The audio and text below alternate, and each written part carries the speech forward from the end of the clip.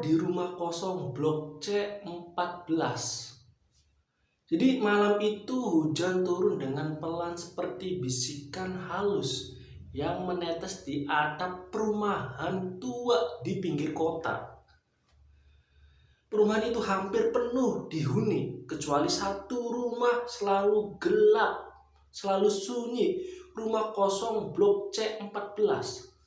Rumah itu dikenal warga sebagai tempat yang tidak boleh didekati, apalagi setelah matahari terbenam. Orang bilang rumah itu masih ditempati, tapi bukan oleh manusia.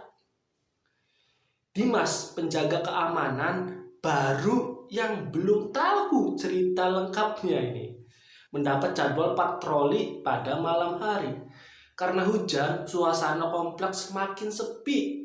Hanya suara angin yang meniup dedaunan dan gemericik plastik bekas di pinggir jalan gitu ya. Saat menyusuri blok C, langkahnya terhenti. Dari dalam rumah C14 terdengar suara sesuatu digeser. Krep, krep.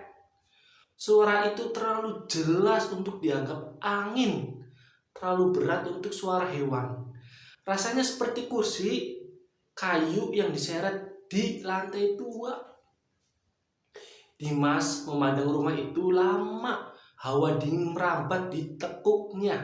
Tapi ia memenangkan diri. Mungkin kucing besar kali, kata Dimas tuh. Atau kayu tua kena angin. Ia mencoba berjalan lagi, tapi suara itu muncul lagi. Kali ini lebih keras, lebih jelas. Krek, krek. Dan suara itu tak hanya digeser, tapi seperti terhenti tepat di belakang pintu. Dimas mencoba mendekat pelan, lampu senter di tangannya itu bergetar ringan. Saking merindingnya. Saat ia mencapai teras, udara berubah drastis. Dingin, sangat dingin. Padahal hujan sudah berhenti. Ia mengetuk pintu pelan. Tok, tok, tok. Permisi, ada orang? Tidak ada jawaban. Tapi pintu itu tiba-tiba bergetar halus. Seperti seseorang di dalam sedang berdiri tepat di baliknya. Menempelkan dahi ke kayu dan bernapas pelan. Dimas menahan napas. Lampu senternya terasa makin redup. Ia mencoba memanggil lagi. Kalau ada siapa-siapa, saya penjaga keamanan, kata Dimas. Masih tidak ada jawaban. Tapi dari bawah celah pintu, sesuatu bergerak, bayangan gelap. Tidak jelas bentuknya. Pintu itu kemudian terbuka sendiri perlahan. Sekali berderit seperti mengeluh. Dimas menelan ludah. Lalu masuk. Dalam rumah itu gelap pekat. Bau kayu lembab dan debu memenuhi udara. Tapi yang paling membuatnya merinding adalah semua barang penuh debu kecuali satu kursi kayu di tengah ruang tamu. Kursi itu bersih seperti seseorang duduk di sana setiap hari. Dan lebih aneh lagi, kursi itu menghadap ke tembok, bukan ke ruangan. Seolah seseorang duduk sambil menatap dinding kosong selama berjam-jam. Dimas mendekat dengan langkah hati-hati. Saat jaraknya sudah tinggal 1 meter, kursi itu bergerak sendiri. Pelan merayap mundur. Krek. Seolah ada tubuh tak terlihat yang baru saja berdiri darinya. Jantung Dimas hampir berhenti. Sebelum ia bisa mundur, terdengar suara napas tepat di tengkuknya. Sangat dekat, sangat nyata. Dimas berbalik cepat. Tidak ada siapapun. Hanya kegelapan pekat yang seperti menelan sorot senter. Namun ketika menoleh kembali ke kursi, kursi itu sekarang menghadap ke arah Dimas. Padahal barusan menghadap ke tembok.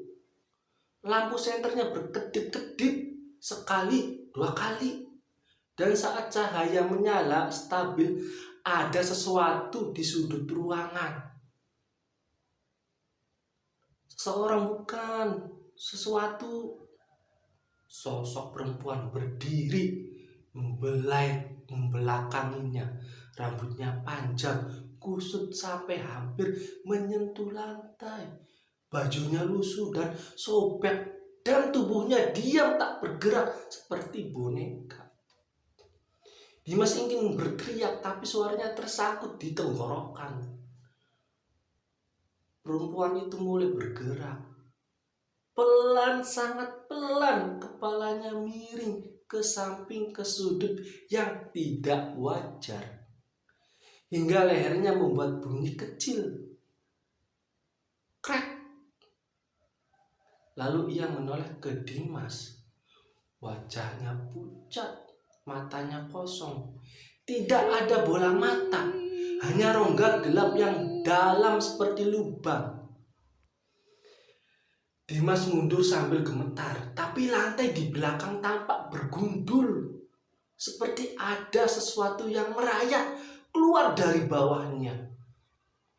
Tok, tok.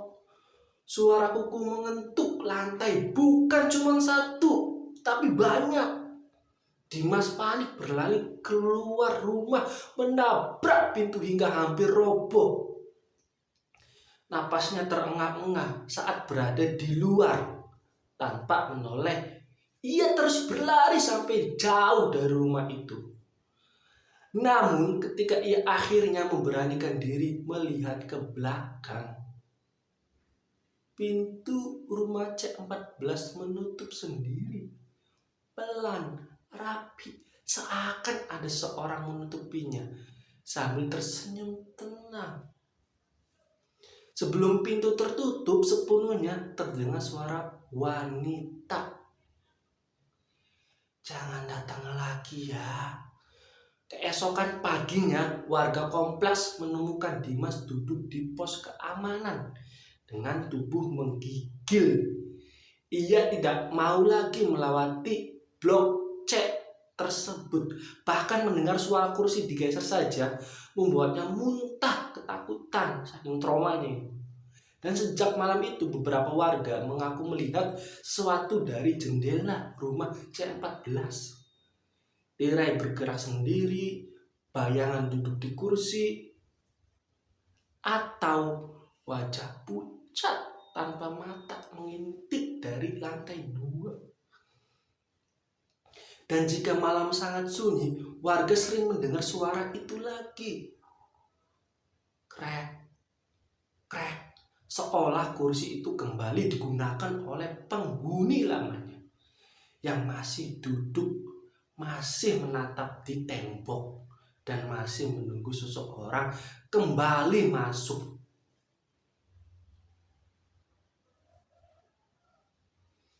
Oke guys, itu aja ceritanya. Jangan lupa like, komen, dan subscribe di channel Patok Kripit di Patok Kripit TV. Sampai jumpa di cerita selanjutnya.